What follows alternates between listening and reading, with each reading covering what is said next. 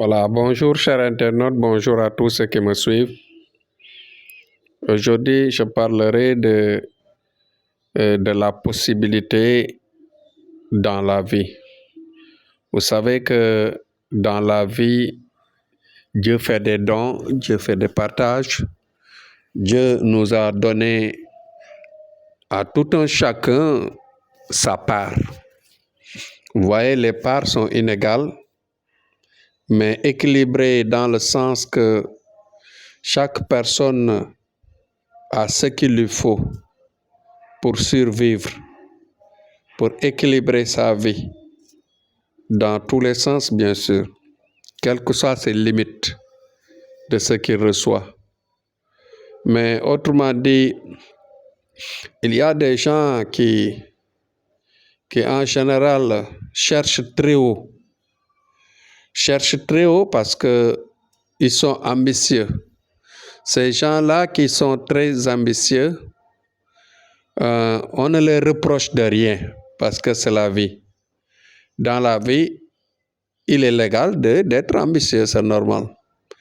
Mais dites-vous bien que dans la vie, Dieu, il nous donne ce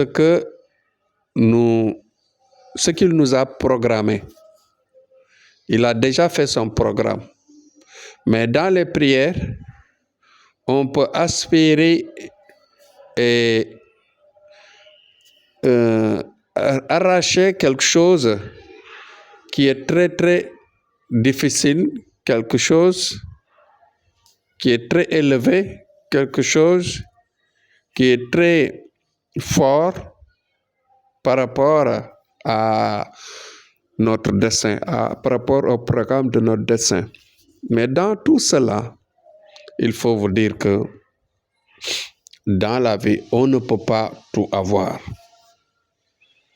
Vous voyez que parfois on peut être un homme de Dieu, mais avoir un handicap très difficile à supporter. Dans la vie aussi, on peut être par exemple très fort et toujours avoir un empêchement de quelque chose qui devait être à notre portée, mais qu'on ne peut pas désigner, qu'on ne peut pas obtenir facilement. On peut être de haut niveau dans les décisions, dans les services de commandement, dans le haut niveau, dans la grande classe sociale, mais par exemple avoir des blocages pour certaines choses tellement minimes, des choses tellement minimes qu'on ne devait même pas avoir de problème pour ça. Ouais. Donc pour montrer que dans la vie, nous sommes sous punition. Aujourd'hui, mon exposé, c'est juste pour expliquer les difficultés que nous rencontrons dans la vie. On ne peut pas, du début à la fin, avoir toute la satisfaction que l'on désire, que l'on programme, que l'on veut, que l'on souhaite.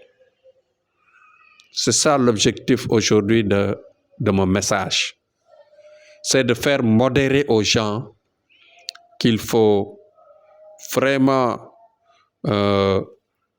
avoir la raison dans ses pensées, avoir la raison dans ses programmes, avoir la raison toujours dans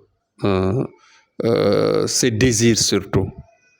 On peut désirer par exemple une femme, on peut avoir beaucoup de possibilités, les moyens, la beauté qu'il faut, la célébrité qu'il faut, mais avoir des blocages pour obtenir une telle ou telle femme.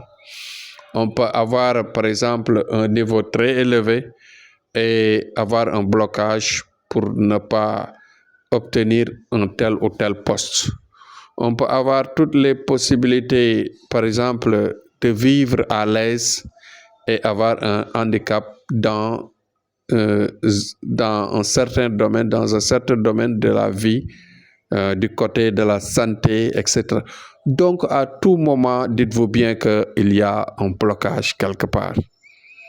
Donc, si la personne, par exemple, qui qu'il soit, par exemple, rencontre une difficulté parmi tant d'autres de chances qui tournent autour de lui, il doit prendre conscience que ce sont les difficultés de la vie et les raisons de la vie.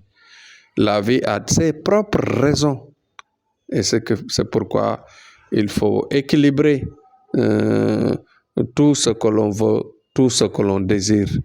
Il ne faut pas forcer certaines choses pour éviter de passer à côté, pour éviter de vous faire, par exemple, salir ou bien de vous faire condamner par la société ou bien par votre entourage ou bien par les lois qui sont autour de nous. Donc nous devons faire très attention dans la vie, avoir un grand courage de surmonter les douleurs, de surmonter les échecs, de surmonter tout ce qu'on manque, par exemple, et qui est raison, par exemple, dans le destin, qui est raison dans les possibilités que Dieu nous a offertes autour de nous. Donc, je ne dirais pas que moi, je suis plus élégant, plus beau, plus chanceux que telle ou telle personne, que je dois avoir tout ce que mon voisin a, etc. Donc, en tout cas, globalement, de manière très ramassée, voilà l'objet du message aujourd'hui. La modération, la compréhension et surtout avoir les limites de nos désirs. Avoir les limites de nos désirs pour ne pas tomber dans le piège de Satan, pour ne pas passer à côté de nos projets et puis de garder toujours notre dignité de vivre.